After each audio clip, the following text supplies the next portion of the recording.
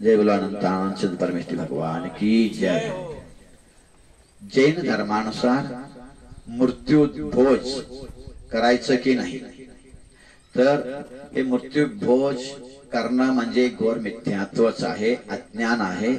हे अन्य धर्मांच्या मध्ये चालतात, आमच्या जैन धर्मामध्ये नाही। कोणत्याही शास्त्रात कोणत्याही आचार्याने लिहिलेलं नाही।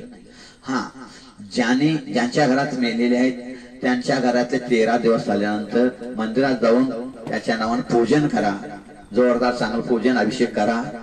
नंतर त्याच्या नावाने मंदिरासाठी कुठं गोशाळाला वगैरे भरपूर दान द्या।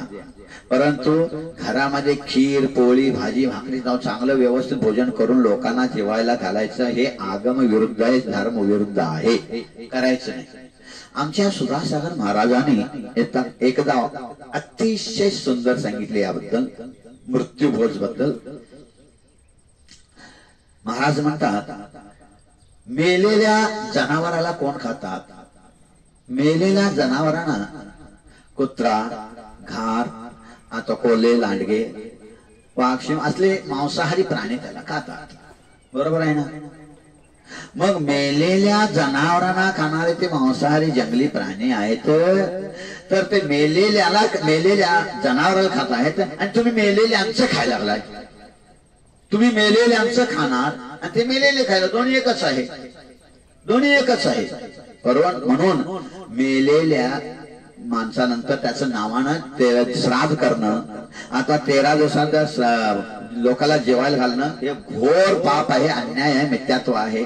तुम्ही असं का करता? त्याला कारण सांगितलं सुधासार म्हणतात, तुमच्या आई वडिलांनी ज्यांनी मेल्यानंतर तुम्ही लोकांना जेवायला घालायला लागला, याचे कारण काय आहे? कारण हे आहे की ते जिवंत असूपर्यंत तुम्हाला ते पैसे दिले नाहीत, तिजोरीची चावी त्यांच्याजवळ ठेवून घेतली, मागितला दिले नाहीत। आता मेल्यानंतर तुम्हाला आनंद झालं, आमचा शत्रू मेला, या रे ती पार्टी करूया, ती पार्टी करायला तुम्ही त्याला। जसं भारत पाकिस्तान क्रिकेट चालू आहे, जर भारत हारला तर क्रिकेटवाले टी पार्टी करतात, पाकिस्तान हारला तर भारतवाले टी पार्टी करतात, का तर शत्रूचा पराजय झाला। तसं तुम्ही आपल्या आई वडिलांना, आजाबजींना, सगळ्यांना शत्रू समजता काय? ते मेल्यानंतर तुम्ही लोकांना टी पार्टी द्यायला लागलाय, का टी पार्टी द्यायचं, का भोजन द्यायचं? चुकीचं आहे। द्यायचंच असेल अनाथ आश्रमामध्ये द्या, गरीब मुलांना, गोशाळेमध्ये दान द्या, ज्यांना आवश्यक आहे त्यांना द्या। हे तुमचे खातात समाजाचे आणि डरक खेळतात, अरे पापडच नव्हतं रे, आता ते फार खट झालं रे, आंबट झालं रे, आणि नाव ठेवत जातात, काय फायदा त्यांना देऊन? आणि मुलींना साडी द्यायचं, ते भांडी वाटायचं, एकदम घोर मिथ्यात्व आहे। अगदीच करू नका। मेलेल्या माणसांचं खाणं आणि मेलेल्याला खाण्याचं हे दोन्ही एक समान असतंय, जैन धर्माच्या विरुद्ध आहे। ते 13 अथवा श्राद्ध काहीच करू नका आणि जैन धर्मानुसार पूजन पाठ करा, दान धर्म करा त्यांच्या नावानं, हेच आगम संमत आहे। आगम विरुद्ध वागू नका, मिथ्यात्व करू नका। कोणी तुम्ही बंद केला, तुम्ही कोणाला जायचं नाही जेवायला, मग तुमच्यात ते येणार आहे, अरे आमच्यात येणार काही, मग तुम्ही नाही येणार, आमचा त्याग आहे, आम्ही मृत्यूचं खात नाही खाणार, तुम्ही नाही खाला तर ते बी कशाला खातील? असं करून करून हळूहळू जैन धर्माचं एक वाईट परंपरा बंद करा। एकदा 2 मिनिटांत एक घटना सांगतो। एका गावात एक श्रावक मेला, जवान होता तो, आणि त्याची बायको 3-4 मुलं होती त्यांना, आणि त्यांच्या आई वडील मध्ये बायको होते, आणि कमावणारा तो एकटाच होता, आणि तोच मेला। ती भयानक रडू लागली, फार मार रडू लागली।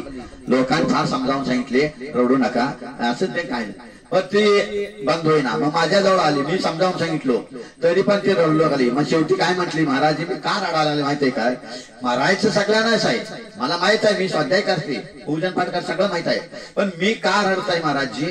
कारण याचं एकच आहे की आता आम्ही, माझा नवरा मेला म्हणून मला जादा दुःख नाही, आता त्याचं तेव्हा दिवस घालायला कमीत कमी 40-50 हजार रुपये खर्च, गावाच्या सगळ्या समाजाला, सगळ्यांना जेवायला घालायला पाहिजे, नाही घातलं तर समाजातून आम्हाला बाहेर काढतात। मग आम्ही काय करतो, मरू काय? जिवंत तो मेला आणि आम्हाला आणि मरून गेला तो, आणि नाही घातलं तर समाजातून बाहेर काढतात।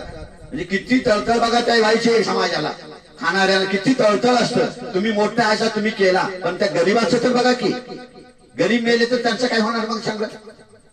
मग म्हणून ही परंपराच बंद करून टाका. काही नाही, बिलकुल नाही. सामान्य लोक येतात, येऊन जातात, रोज येतात नसच, पण तू हे तेरवी करून चांगलं मेष्टा मेवा करणं, एक गोड मिठा गोड करणं, तोंड गोड करणं चुकीचं आहे. करू नका, करू नका. एवढं माझं सगळ्यांना सांगायचं, सगळ्यांना आशीर्वाद आणि करायला मला विश्वास आहे.